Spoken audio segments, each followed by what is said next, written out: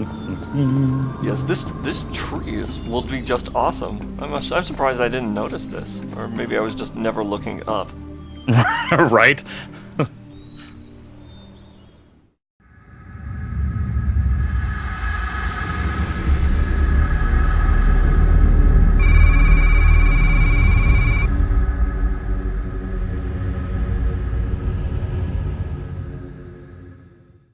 Hi, this is Magicman from MMOBomb.com, and today I put on my sexy sunglasses for you.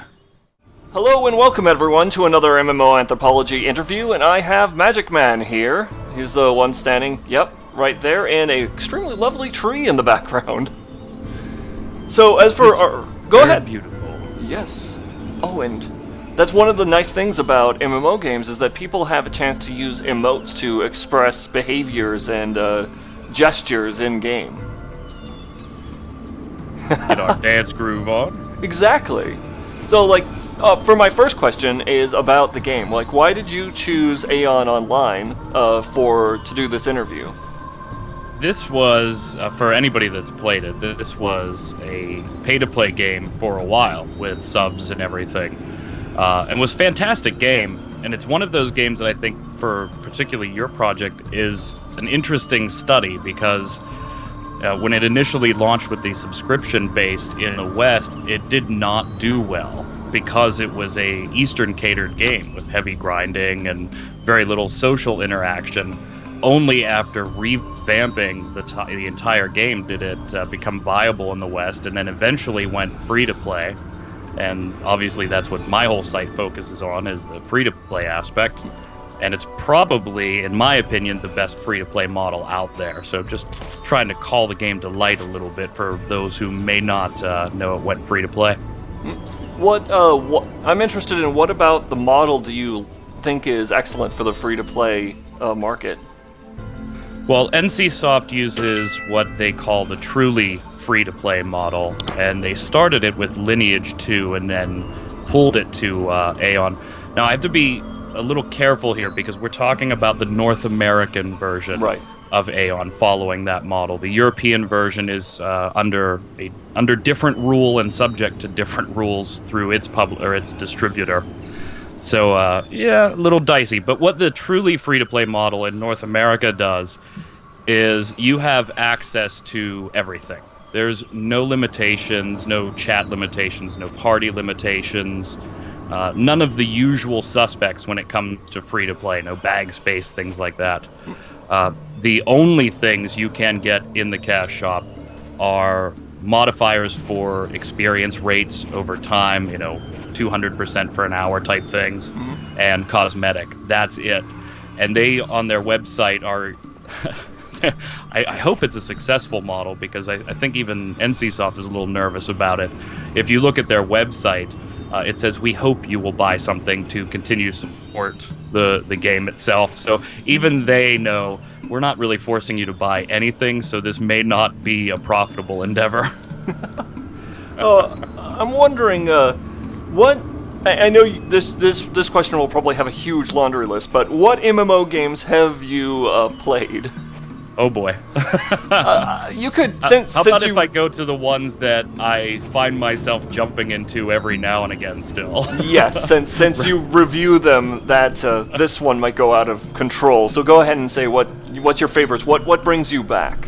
I still play WoW, but I think that's more for, as a lot of people, I think that's more for the social dynamic now.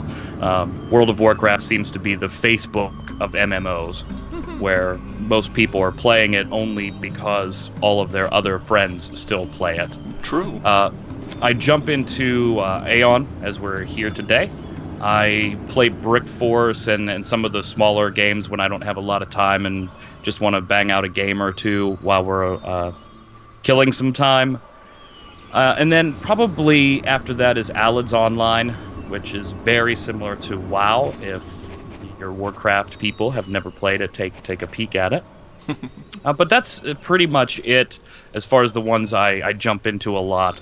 I have played and subscribed to, for longer periods of time, Star Wars and Terra, However, I canceled both of those subs just last month. And again, not because the games were bad. Well, Star Wars Endgame is bad. But Terra's, I actually enjoy Terra a lot, just very few people I know that are playing it. So, again, that whole WoW factor being Facebook and the social dynamic, it's hard to get people to jump to other games in a large group so that you'll actually stick with them. Right. So, how has online gaming changed your personal experience? Ooh, my personal experience. Well, one of the things I don't like about online gaming is, and this might seem weird, is the internet anonymity and, the hiding behind, you'll never know who I am, so I can say and do whatever I want. Mm-hmm. That's the one aspect of MMOs that I still hate. There's no real link to a real player unless you know them. Mm-hmm. But my overall experience has been, once you get a solid group of people that you're comfortable playing with, people that are just fun to be around, then to me, the game itself really takes on almost no importance anymore. It's me and you and these 5 friends that we're used to hanging out, and we may be all over the world, but we might as well just be sitting at my dining room table playing cards, because that's what the game becomes. It just becomes the catalyst for us to get together and hang out. Yeah, I used to, when describing games to people, sometimes I would describe it as the social experience is very similar to going on a hike with a bunch of people. Yep. You're not just there to look at, the extremely gorgeous tree, but actually spend time with everyone that's marching along with you.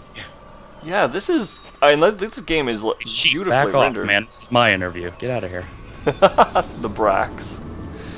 That is one of the reasons why I hold these inside the games themselves, is that we can look at how people actually interact with the environment. Right. Which leads me to the next question, which is, how do you use online games differently from other entertainment? Yes, I do. And I think everybody does, to a certain extent. I mean, if you sit there in your living room and watch a movie, you're just watching it because you like characters or storylines, or you're interested in the plot scenario. You're not really interested in becoming invested in it. It's just that unplug your brain and view it type mentality. TV shows, same way. Music, the same way. You're just enjoying the experience of having it wash over you. Where gaming, in particular MMOs, but generally all gaming, you're more in tune with impacting the storyline, impacting what's going on. If we don't want to go and experience some aspect of this game, we don't have to. Mm-hmm. Where if you're going to sit down and enjoy a movie for an hour and a half and you decide you don't like a 20-minute segment in the middle of the movie, you're done. You can't enjoy the rest of it.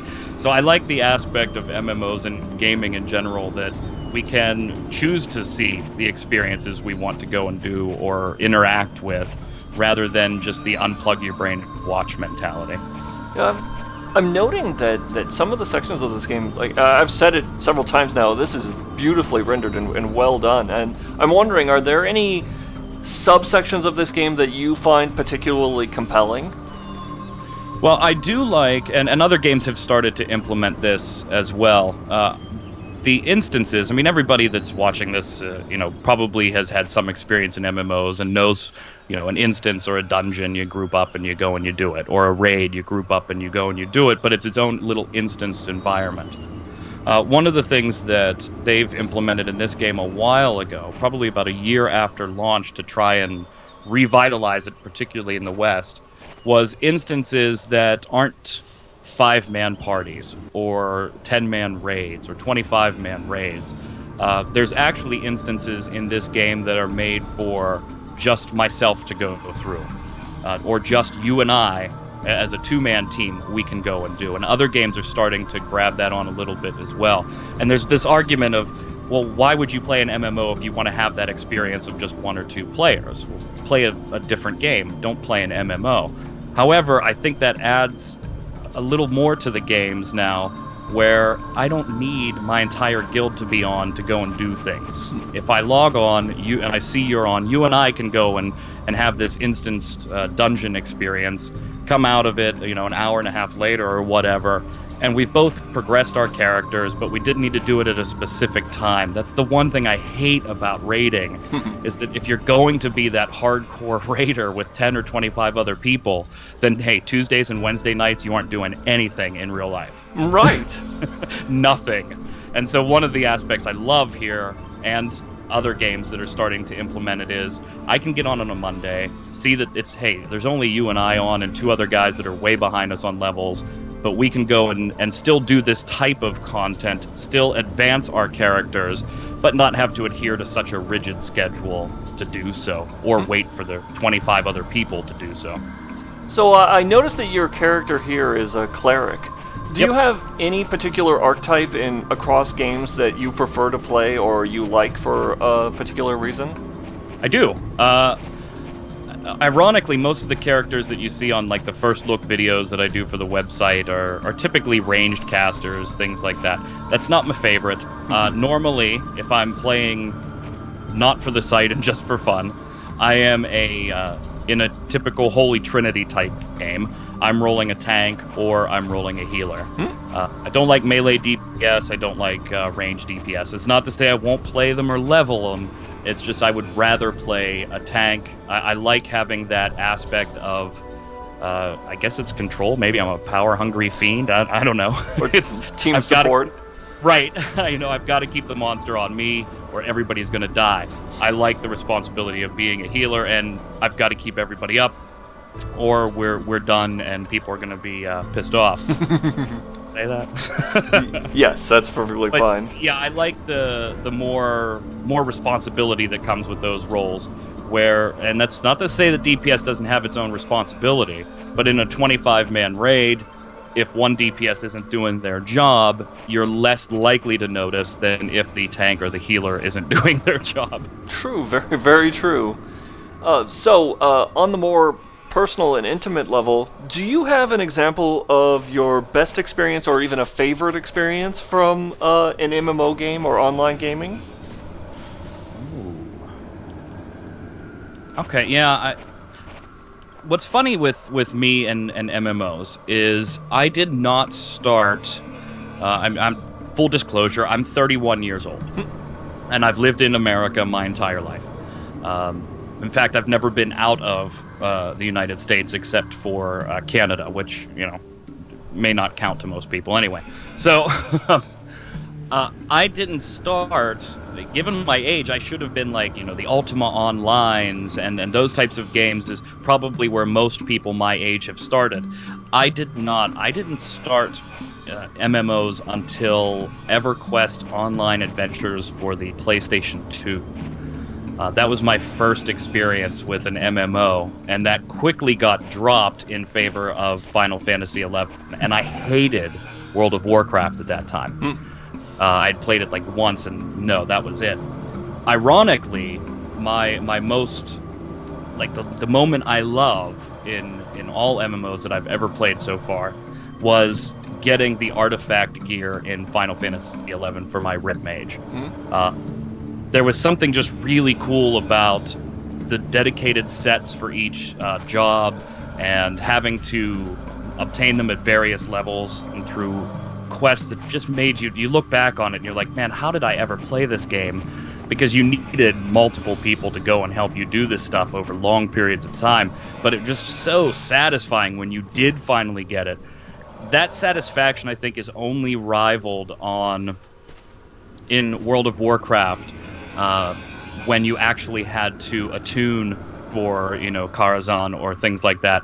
The Karazhan key quest chain was just another thing that when you completed it, you just had this, man, I actually achieved something, even though it doesn't mean anything to anybody outside of this game. You just felt this absurd accomplishment. And I think those two, the attunements for Karazhan and the artifact gear for Final Fantasy XI, are just my crowning moments of self-achievement.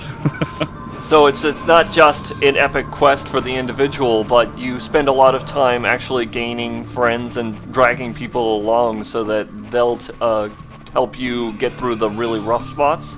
Absolutely, because those for people that remember that stage of WoW when you couldn't get the heroic keys until you were revered with different factions, and then even when you had those, they were almost downright impossible to run unless people knew exactly what they were doing. Where WoW's kind of sort of having this evolution through Lich King and Cataclysm and Mists of Pandaria, where it's changing who the target audience is. And that's why you hear all this, oh, it was so better in vanilla, or, the Burning Crusade. Those things just, you and I would team up for one aspect of the quest, and then we may never meet again. Mm-hmm. Or you and I would team up because we were at the same level portion of this quest, and we would see the rest through together, and then probably be online friends for a while we're playing that, just because of this multi-episodic experience that we all had. Well, that's all the questions I've got, and we're totally being horned in by these Braxes, these cow things. You know what? Let's take care of this real quick. Oh!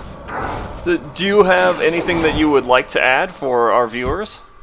Besides the fact that I just own those sheep. They are so dead. The benefits of being over-leveled for the content. No, I'm really a fan of your project, and I hope that it just keeps expanding and expanding. It's been an absolute pleasure for me to be part of it, so I appreciate that, and thank you. Well, I'm very grateful to have you here, and for everyone watching, thank you for coming to another MMO Anthropology. This has been Magicman. Yep. Farewell, good night, and good dreams. Do you play online games? Do you have Skype? Then we'd love to interview you on Massive Online Anthropology. Join the fascinating thousands who've spoken about their online gaming experience and be the envy of all your friends. Or at least get the MMO Anthropology Geek Merit Badge. Sorry, no t-shirt. See you then!